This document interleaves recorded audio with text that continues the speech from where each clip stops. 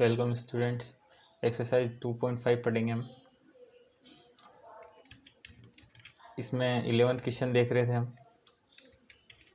Rest of questions आपको solutions जल्द ही मिल जाएंगे पिछले वाले। इसमें आपको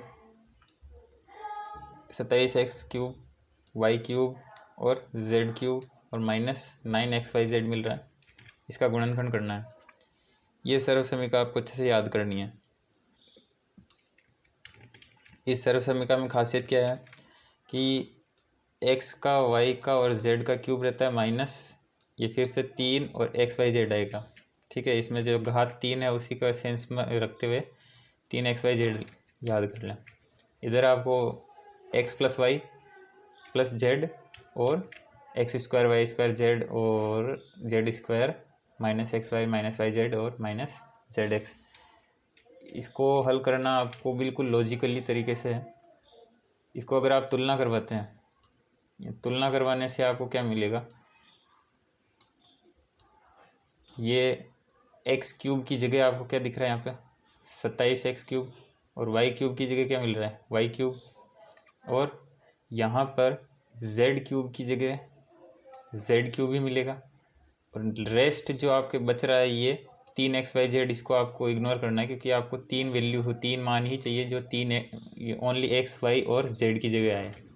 ठीक है, तो यहाँ पर आप ऑब्जर्व करो कि x³ कैसे लिखा जाएगा। x³ जिसकी जगह में 27x³ मिला है सॉरी, और y³ की जगह y³ हो गया और z³ की जगह z³, जो कि आप केवल इस फर्स्ट वाले पार्ट को यानी पहले हिस्से को इससे तुलना करवा के देखो।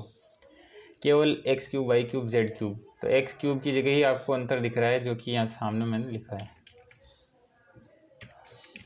जिसमें x³ और 27x³ लिखा हुआ है। दोनों तरफ अगर मैं घनमूल करता हूँ, घनमूल का आपको तरीका पता होगा, 8th स्टैंडर्ड में पढ़ा है आपने कि वर्गमूल जैसा तो चिन्ह लगता है जिसको करनी चिन्ह या रेडिकल सिंबल बोलते हैं, और यहाँ अगर 3 लग जाता है तो वो घनमूल में लिखा जाएगा, जैसे यहाँ पे भी लगा हुआ है, सब में लगाया गया। ठीक है ना, और प्रत्येक दोनों तरफ हमने घनमूल किया है, इसका मतलब घात 3 जो है सामान्य 1 में बदल जाएगी। जैसे हम स्क्वायर का वर्गमूल करते हैं तो स्क्वायर हट जाता है, यहाँ घात 3 है तो घात 3 हट जाएगी। तो यहाँ पर आपको मिल गया x। अब 27 डायरेक्ट 3 में कैसे बदल गया, क्योंकि 27 किसका क्यूब होता है, 3 की घात 3 का उत्तर ही होता है ना 27। ठीक है ना, तो 3 की घात 3 में भी अगर मन में आप ये मानो कि 3 की घात 3 है ये 27, तो ये घात 3 और घनमूल जो है कट जाएगा, तो ओनली क्या बचेगा 3। तो यहाँ पर आपको 3 मिल जाएगा और x की घात 3 इस घनमूल की वजह से हट जाएगी। जैसे घात 2 वर्गमूल से हटता है वैसे घात 3 घनमूल से हट जाएगा, और यहाँ पर आपको x की जगह 3x मिल जाएगा। y की जगह y होगा क्योंकि यहाँ पर घात 3 इसमें भी है इसमें भी है दोनों में, तो घनमूल और घात 3 इजीली कैंसिल हो जाएंगे, और यहाँ पे भी इसी तरह से z। तो बस आपके पास जो मान रखने हैं वो LHS के रूप में तो आपको क्वेश्चन दिया था जिसके गुणनखंड आपको बनाने थे, तो यहाँ पर आपको राइट साइड वाला मान देना है। तो XYZ में आपको ये तो आपका क्वेश्चन हो गया। ठीक है, जो इस रूप में सर्व समीकरण का। अब राइट साइड आपको लेना है, तो राइट साइड में आपको दिख रहा है कि XYZ में केवल YZ को तो एज इट इज रखना है। ठीक है, YZ के अलावा x जो बच रहा है उस x के साथ में क्या रहा है यहाँ पर 3x, बाकी y की जगह y है और z की जगह z है। तो यहाँ x की जगह हमने क्या ले लिया 3x, क्यों, क्योंकि ये x की जगह हमें 3x रखना है। बाकी क्या क्या करना है, बाकी में तो आपको y की जगह y और z की जगह z, क्योंकि तुलनात्मक रूप से आपने ये निकाल लिया है, सूत्र से तुलना कर सर्व समीकरण से तुलना करवाई कि आपको किसकी जगह क्या रखना है जिससे आपको इस दिए हुए प्रश्न का गुणनखंड मिल जाए। x² की जगह हमने 3x² कर दिया, बाकी का y² की जगह y², z² की जगह z², और यहाँ x की जगह 3x, y की जगह y मिलेगा आपको। ठीक है, और yz ही रहेगा, और z की जगह z, और x की जगह क्या मिल रहा है यहाँ पर 3x। ठीक है, तो इसको थोड़ा सा सोल्व कर लें, तो सोल्व करने से हमें क्या मिलेगा, 3x², ओनली 3x² को सोल्व करना है। बाकी ये इस ब्रैकेट को हटाएंगे तो ये वैसे 3xz हो गया, 3zx या 3xz, और 3 का स्क्वायर हो गया 9x² और बाहर ये कोष्टक। ये हो गया आपका गुणनखंड। बहुत ईजी था ये। आगे देखते हैं नेक्स्ट क्वेश्चन। ये दिखने में जितना कॉम्प्लिकेटेड है उतना ईजी है ये। बस आपको ये सर्वसमीकरण जो ऊपर आपको बताई थी वो की वही रिपीट करनी है। क्वेश्चन में ये दे रखा है कि x + y + z, यानी x y z की जो जोड़ है वो किसके बराबर है? 0 के बराबर है। 0 के बराबर है, और आपको ये चीज़ दिखानी है कि x³ y³ z³ की जो जोड़ है वो 3x y z के इक्वल बराबर आ जाए। ये सर्वसमीकरण का ही उपयोग करेंगे आप, और इसमें आपको वो जो दी हुई चीज़ है x y z की वैल्यू 0 रखना। तो ये आप यहाँ पर क्या करेंगे, ये दिया है आपको x y z, इसको आप 0 करेंगे। x y z की जगह, इनकी जोड़ की जगह 0 रखेंगे, और 0 और कोष्टक का मतलब होता है ब्रैकेट मीन्स मल्टीप्लिकेशन। तो यहाँ पर ये 0 से मल्टीप्लाई होते ही ऑल वैल्यू क्या हो जाएगी? 0। ठीक है, 0 हो जाने के बाद में यहाँ पर आपके लेफ्ट हैंड साइड का मान बच जाता है, जिसको आप क्या करवाओगे? ट्रांसपोज करवाओगे। ये -xyz क्या हो जाएगा? प्लस का xyz हो जाएगा इधर आके, और ये लेफ्ट वैल्यू ये बची हुई है। ठीक है, यहाँ से आपको ये प्रूव हो गया कि हमें x³ y³ z³ बराबर 3xyz आना चाहिए।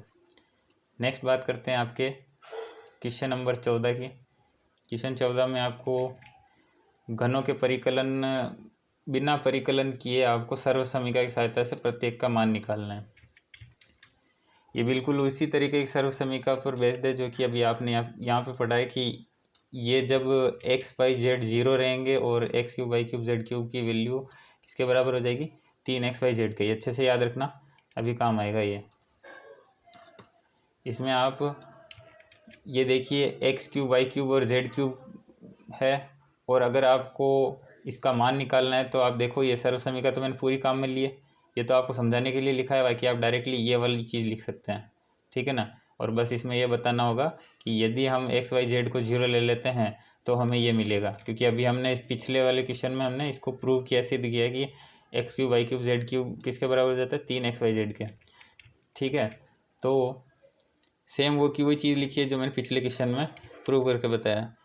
एक्स वाई जेड, अब देखो अगर आपको इसका मान बिना परिकलन मतलब बिना कैलकुलेशन के हल करना है, जो कि x³ और y³ और z³ को अलग अलग हल नहीं करना है, तो यहाँ पर आपको 3 और x y z की वैल्यू आपको पुट करके मल्टीप्लाई करना है। तो x की जगह आपको क्या रखना है? ये x³ है, ये y³ है और ये z³। आपको घात 3 देखनी नहीं है, ऑलरेडी आपको x y z पता चल जाएंगे। ये x है, ये y है, ये z है। यहाँ पर x y z को रखने के बाद में इसके प्रोडक्ट निकालना है, मल्टीप्लाई करना, गुणा करना है। तो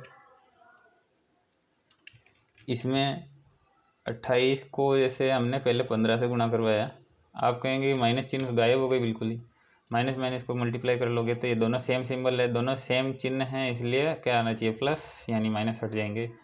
और 15 को जब 28 से गुणा करवाएंगे 420, और ये 13 को इस 420 से गुणा करवाने पे 5460, और 3 से करवाएंगे तो ये 16380 आ जाएगा ये आंसर। ठीक है ना। बाकी का जो क्वेश्चन बच रहे हैं ये आप खुद को करने होंगे। जैसे अभी मैंने सेकंड क्वेश्चन करवाया तो ये आपको फर्स्ट वाला करना है। ठीक है, नेक्स्ट बात करते हैं। आयत का क्षेत्रफल दिए गए है तो लंबाई चौड़ाई की संभावित व्यंजक ज्ञात करना है। ठीक है ना, बीजीय व्यंजक मिलेंगे हमें 35y² + 13y - 12। इसे हम सॉल्व करेंगे, और इसमें हम क्या करेंगे? आयत का जो क्षेत्रफल है वो लंबाई इंटू चौड़ाई के रूप में आता है, और यहाँ पर हमें ये क्या दे रखा है? क्षेत्रफल दे रखा है। ठीक है ना, ये लिखा है कि आयत के क्षेत्रफल दिए गए हैं, तो इसको लंबाई इंटू चौड़ाई के रूप में कैसे दिखाएंगे?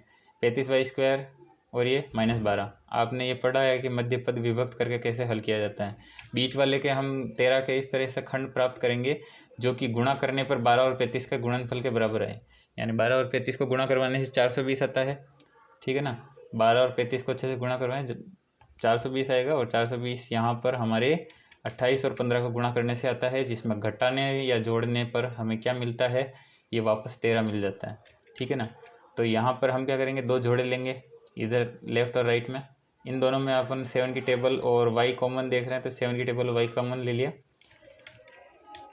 तो 7 5 जाइए 5 बार हो गया, और ये वाई स्क्वायर में से वाई बच गया, और ये 7 चौक 28 और वाई बाहर निकल गया। तो यानी आपके पास प्योर वैल्यू बचती है अंदर 5y + 4। माइनस है यहाँ पर कोष्टक के बाहर। तो अब देखो यहाँ 3 की टेबल से 3 है ना, 3 5 6 15 हो जाएगा, और यहाँ पर ये माइनस प्लस में बदल गया क्योंकि ब्रैकेट के बाहर हमने माइनस ले रखा है, और ये 3 चौक 12 हो गया। अब आप देखो कि ये वाला माइनस की वजह से 2 पद बन रहे हैं, ये पहला पद है और ये दूसरा पद है, ठीक है ना। पहले पद और दूसरे पद में दोनों में कोष्टक कॉमन आ रहा है, तो इस कोष्टक को हमने बाहर ले लिया। बाहर कहाँ पर, बाहर लेने के बाद मतलब ये बचेगा आपके 7y और -3, तो ये लिख दिया हमने 7y - 3, और बचा हुआ आपके बाहर आ गया, ठीक है। और आयत का क्षेत्रफल क्या है, लंबाई इंटू चौड़ाई के रूप में होता है। तो यहाँ पर ये हो गई आपकी लंबाई, ये चौड़ाई, कोई सा भी आप लंबाई चौड़ाई में किसी को भी मान सकते हैं कि गुणा में है दोनों, ठीक है। और ये आपका व्यंजक, संभावित व्यंजक ज्ञात हो गया। रेस्ट जो इक्वेशन बच रहा है आपको ये खुद को करना है, ठीक है। और जो आपको बचा हुआ एक क्वेश्चन है वो आपको स्क्रीन पे मिल रहे हैं, उसे हल करेंगे आप। Thank you.